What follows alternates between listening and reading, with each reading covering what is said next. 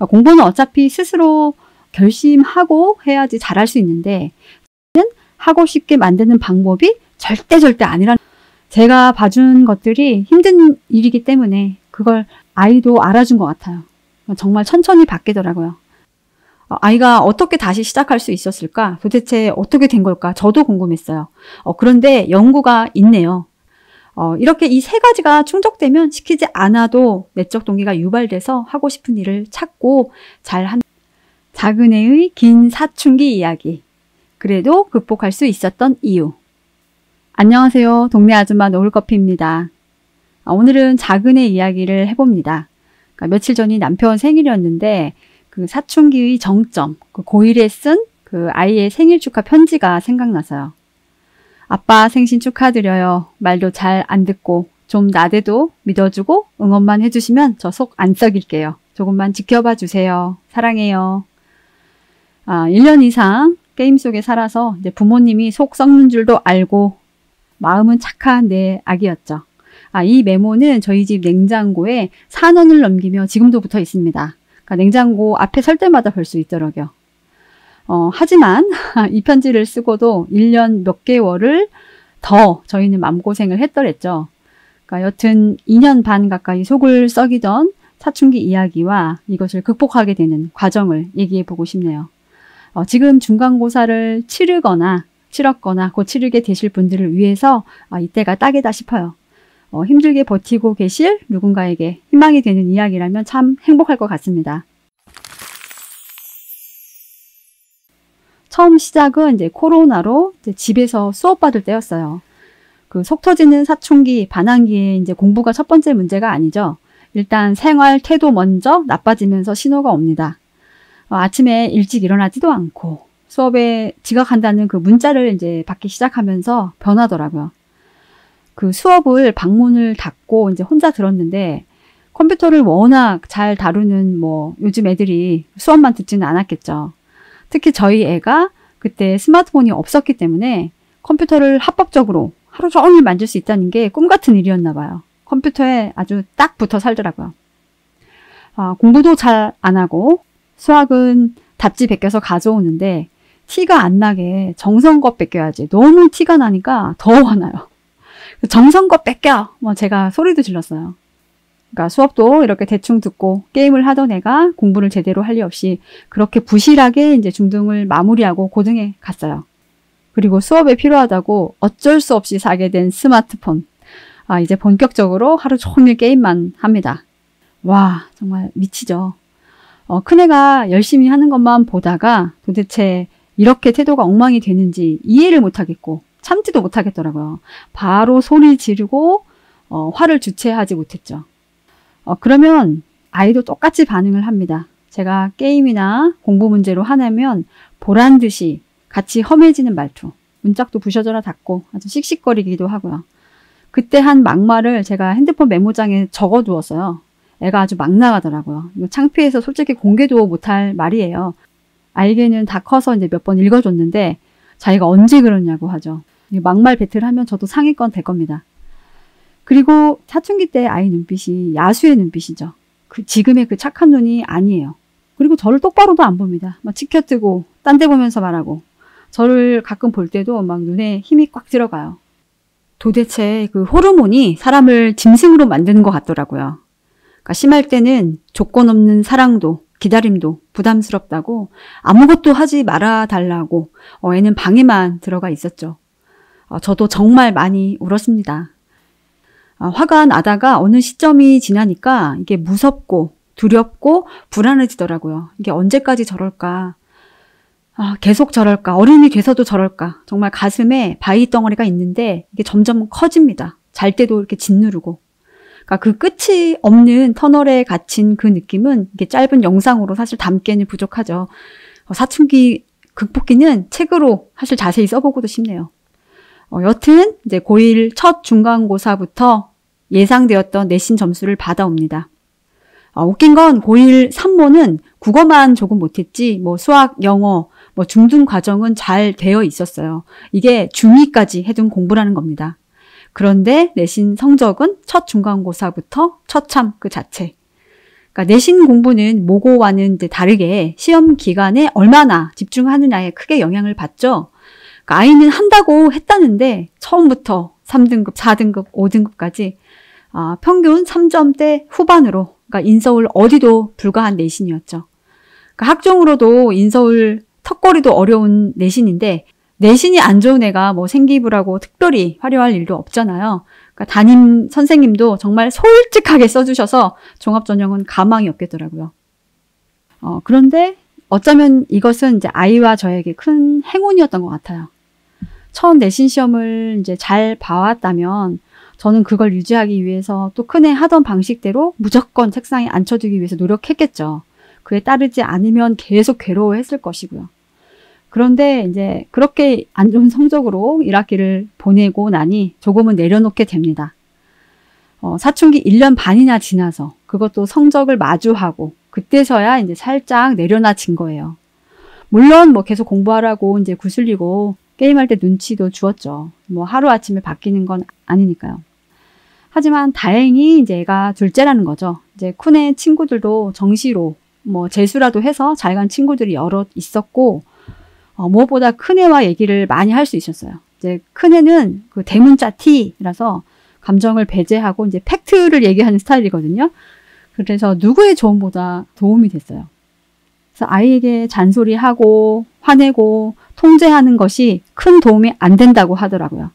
그러니까 잔소리가 심하다, 엄마가 나쁘다 이렇게 비난을 했다면 뭐 제 성격상 또 받아들이지 못했을지 모르겠어요.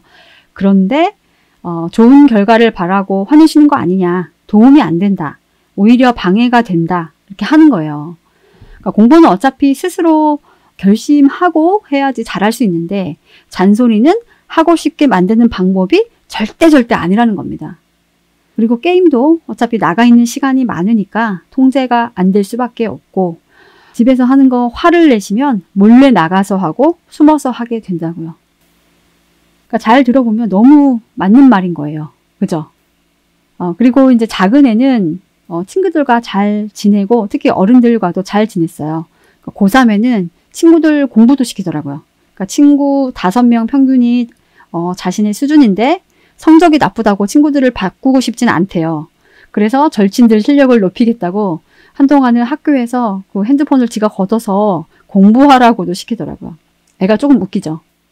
그러니까 엄마 눈에 콩깍지가 껴서 그런지 아이가 공부를 잘하지 못하더라도 그에 맞는 학교를 가서 분명히 이제 사회생활은 잘할 것이다. 분명히 행복하게 잘 산다. 그런 믿음이 있었습니다. 그러니까 남편도 이건 100% 공감하는 점이고요. 뭐 공부를 못할 수도 있죠. 뭐 다 잘해야 하나요? 뭐 그래서 이제 큰애 조언도 있고 무조건 들어주면서 잘한다 해줘 봤습니다. 이 방법 저 방법 해보다가 마지막 방법인 셈이기도 해요. 그러니까 단점 하나 말하려면 칭찬도 10개씩 하고 공부 얘기는 최대한 덜 하면서 이야기를 무조건 많이 들어줬습니다. 그러니까 아이 말에 공감할 때도 그냥 그랬구나 수준이 아니라 정말 제가 완전히 작은 애가 된 것처럼 생각하고 말하려고 노력한 것 같아요. 뭐 너무한 거 아니야? 야 엄마라도 그랬겠다. 막 이런 식으로. 그러니까 고1 여름 지날 때부터 1년 가까이 더 계속 열심히 했어요. 솔직히 쉽지 않았어요. 아이가 그래서 어떻게 받아들일지 모르겠지만 저는 정말 나름 많이 노력을 했죠. 간쓸게 빼놓고 눈 질끈 감고요. 심지어 게임하면 게임 응원도 해주었고 힙합 공연도 여러 번 가게 두었고 고3에 여친 생겼을 때도 한마디도 안 했습니다. 그러니까 수능 한 달 전에 그 여친 생일 선물 포장한다고 학교에 그 포장지랑 선물 이 종이백에 넣어 가져가는 것도 그냥 웃어줬어요. 그때 이제 이건 뭐냐고 이제 아빠가 화내니까 대답도 안 하더라고요. 근데 제가 그때 집에 과일 그 감이 선물로 들어와서 그것 좀 갖다 줘라 했더니 활짝 웃으면서 네 하던 모습이 생생합니다. 뭐 사실 그때는 말렸다 헤어지면 그 타격이 더 크기 때문에 말도 못했지만요. 그리고 공부하기 싫으면 뭐 한 과목만이라도 제대로 하자고 수학만 챙겼고요. 그러니까 믿기도 하고 어느 정도 내려놓기도 하고 수학 챙기면서 관계만 생각했던 것 같아요. 그런데 정말 달라지더라고요. 이게 제가 노력해서 그런 건지 아이가 정신 차릴 때가 된 건지 정확히는 모르겠지만요. 제가 봐준 것들이 힘든 일이기 때문에 그걸 아이도 알아준 것 같아요. 정말 천천히 바뀌더라고요. 아이가 저랑 대화를 많이 하면서 집에서도 이제 어릴 때처럼 많이 웃었습니다. 게임 레벨업을 하면 기뻐서 막 나와서 자랑도 하고 안 되는 공부 이야기도 이제 천천히 하기 시작했어요. 게임할 때 최선을 다하라고 하면 아이가 얼마나 좋아하는지 몰라요. 그러면 처음엔 엄마 눈치도 안 보고 계속 하다가도 어느 시기가 지나니까 이제 적당히 하고 기쁜 마음으로 끕니다. 인생은 살만한 것이고 노력할 만한 가치가 있다는 생각을 많이 심어두기도 했었고, 노력한 것은 배신하지 않는다. 노력한 것 이상을 바라지 마라. 어릴 적에 참 많이 해준 말이기도 해요. 그러니까 그런 것들이 갑자기 기억이 난 걸까요? 그러니까 본격적으로 고2 늦봄, 그러니까 한 5월부터 공부를 시작했죠. 그러니까 수능 1년 반 남은 시점인데 갑자기 수학학원에 가겠다대요. 그러니까 그때 무지개가 하늘에 쫙 펼쳐지는 게 보였다고 말씀드렸던 것 같아요. 드디어 시작하는구나. 여튼 수학은 적당히 하고 있었기 때문에 자존심 많이 안 다치고 다시 공부를 시작할 수 있었어요. 그러니까 수학은 2, 3등급 정도는 하고 있었고, 영어도 이제 중2까지 해둔 것으로 2등급은 늘 나오더라고요. 그러니까 국어는 3, 4등급, 과탐은 공부 시작 전에는 2등급에서 5등급까지 계속 널뛰었습니다. 과탐 고3 육모까지도 한 과목씩은 꼭 3, 4등급을 받았고요. 그런데 이렇게 시작한 아이가 수능에 수학, 과탐 모두 1등급이 되었고 한양대 공대를 갑니다. 아이가 어떻게 다시 시작할 수 있었을까? 도대체 어떻게 된 걸까? 저도 궁금했어요. 그런데 연구가 있네요. 자기결정 이론이요.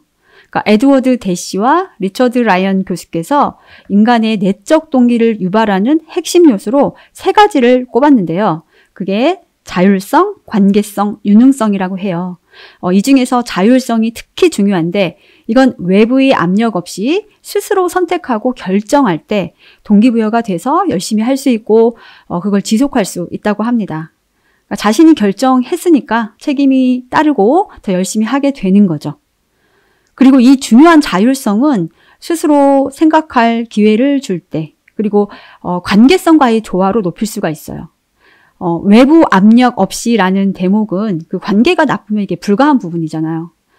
그러니까 정말 아이 말에 귀 기울여 주시고 마음으로 지지하고 공부에 힘든 점도 공감을 해주세요.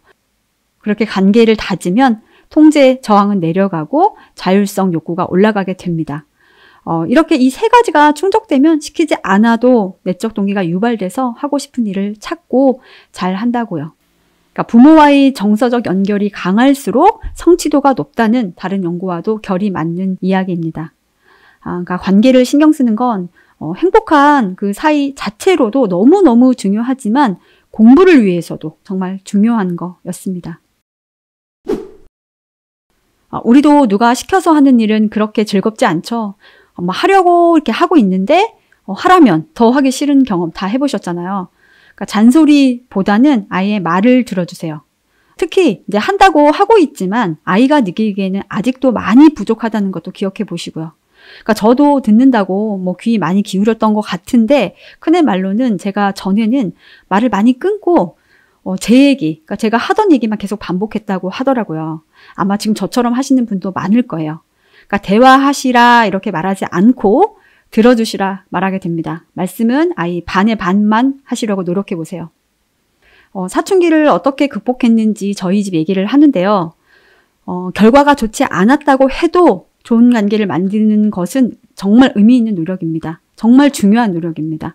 아이 성적에 맞는 어느 학교를 갔어도 행복한 사람으로 자랄 거라 믿어요. 결국 엄마가 아이가 노력한 것을 알아주기만 해도, 그러니까 부모님이 내 말을 잘 들어주기만 해도 아이는 어른이 돼서 더 행복할 거예요. 그러니까 부모님에게조차 존중받지 못했다면 약한 바람에도 쉬 흔들립니다. 그러니까 평생 단단히 뿌리내리도록 사랑하는 그 마음만큼은 믿어주고 지지해 주시길 바랍니다. 그리고 절대 늦지 않았습니다. 지금 중학생이든 고1이든 고2든 고3이든 지금 이 순간부터 하시면 돼요. 분명히 됩니다. 사과할 것 있으면 사과도 하시고 오늘부터 웃어주고 들어주세요.